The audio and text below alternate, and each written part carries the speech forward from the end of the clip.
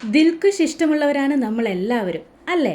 അത് പക്ഷേ ബണ്ണിനിടയ്ക്ക് ഇതുപോലെ ഗ്രേറ്റഡ് കോക്കനട്ട് നല്ലതായിട്ട് നെയ്യിൽ മൂപ്പിച്ച് കാഷ്യൂം കിസ്മിസും ഒക്കെ വെക്കുന്നതാണ്. അത് നമ്മുടെ കുട്ടികൾക്കൊന്നും കൊടുക്കാൻ അത്രയ്ക്കൊരു ഹെൽത്തി ആയ ഒരു ഐറ്റമായിട്ട് തോന്നിയിട്ടില്ല.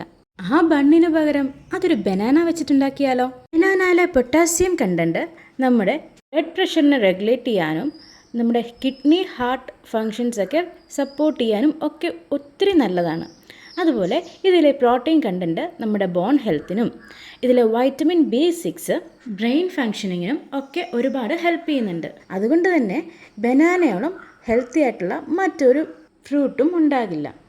ഇനി ഇതെങ്ങനെയാണ് ഉണ്ടാക്കുന്നതെന്ന് കൂടി കാണാം. നന്നായിട്ട് പുഴുങ്ങിയെടുത്ത 3 ഏത്തപ്പഴം ഇതുപോലെ കുറേശ്ശെയായി അരിപ്പൊടിയും കൂടെ ചേർത്ത് നന്നായിട്ടൊന്ന് ഉടച്ച് മിക്സ് ചെയ്ത് ഒരു ബോളാക്കി വെക്കണം. ഒരു പിഞ്ച് സോൾട്ട് കൂടി ചേർത്ത് കൊടുക്കണേ. ഇനി ഒരു നോൺ സ്റ്റിക്കിലേക്ക് അല്പം നെയ്യ് ഒഴിച്ച് അതിലേക്ക് റേസിൻസും കാഷ്യൂസും ഒക്കെ നന്നായിട്ടൊന്ന് റോസ്റ്റ് ചെയ്തെടുത്ത് അതിലേക്ക് തന്നെ അല്പം ഏലക്കായും കൂടെ പൊടിച്ച് ചേർത്ത് അതുപോലെ തന്നെ ഗ്രേറ്റഡ് കോക്കനട്ടും കൂടെ നന്നായിട്ടൊന്ന് റോസ്റ്റ് ചെയ്ത് അല്പം ഷുഗറും കൂടി ആഡ് ചെയ്തതിന് ശേഷം അത് മാറ്റി വയ്ക്കാം. ഇനി കുഞ്ഞു മക്കൾക്ക് കൊടുക്കുമ്പോൾ ഷുഗറിന് പകരം പനം കൽക്കണ്ടം ചേർക്കാവുന്നതാണ്. ഇനി ഒരു വാഴയിലയിലേക്ക് അല്പം നെയ്യ് തൂത്ത് കൊടുത്തതിന് ശേഷം നമ്മൾ ബോളാക്കി വെച്ചിരിക്കുന്ന ആ ബനാനയുടെ കൂട്ട് അതൊന്ന് 3ആയിട്ട് ഡിവൈഡ് ചെയ്ത് ഓരോ ബോളും പരത്തി മേളിൽ വയ്ക്കാൻ പാകത്തിന് ആക്കിയെടുക്കണം.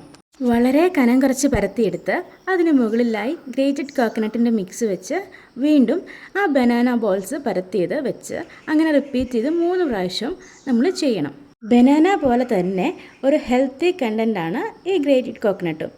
കോക്കനട്ട് എന്ന് പറയുന്നത് ഒരു ഹെൽത്തി ഫാറ്റിൻ്റെ ഒരു സോഴ്സാണ്. അതുപോലെ തന്നെയാണ് അതിലെ മാംഗനീസും അയൺ കോപ്പർ കണ്ടൻസ്.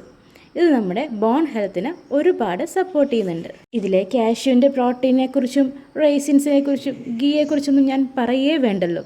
അതൊക്കെ നമ്മുടെ കുട്ടികൾക്ക് ഒരുപാട് ഗുണം ചെയ്യുന്നതാണ്. ഒരു തവണ ഇങ്ങനെ കഴിച്ചു നോക്കിയാൽ പിന്നെ നമ്മുടെ മക്കൾ പറയും ദിൽക്കുഷ് ബനാന വെച്ചിട്ട് തന്നെ മതിയെന്ന്. നമ്മൾ ബനാനയിലേക്ക് മിക്സ് ചെയ്യാൻ ആവശ്യമായ അരിപ്പൊടി ചേർത്ത് കൊടുത്തത് ഒന്ന് വെന്ത് വരാൻ വേണ്ടി ഇതൊന്ന് 10 മിനിറ്റ് ആവിയിൽ ഒന്ന് വേവിച്ചെടുക്കണം. അതോടെ ബനാന ദിൽക്കുഷ് റെഡി ആയിട്ടുണ്ട്. ഇതൊരു ബ്രേക്ക്ഫാസ്റ്റ് ആയിട്ടോ അല്ലെങ്കിൽ ഒരു സ്നാക്ക് ഐറ്റമായിട്ടോ ഒക്കെ കുട്ടികൾക്ക് വളരെ നല്ലതായിരിക്കും. അപ്പോൾ ഇതൊന്ന് ട്രൈ ചെയ്ത് നോക്കിയിട്ട് നിങ്ങളുടെ അഭിപ്രായം കമൻറ്റ് ചെയ്യുക. അപ്പോൾ മറ്റൊരു വീഡിയോ ആയിട്ട് വരുന്നവരേക്കും എല്ലാവർക്കും ബൈ ബൈ.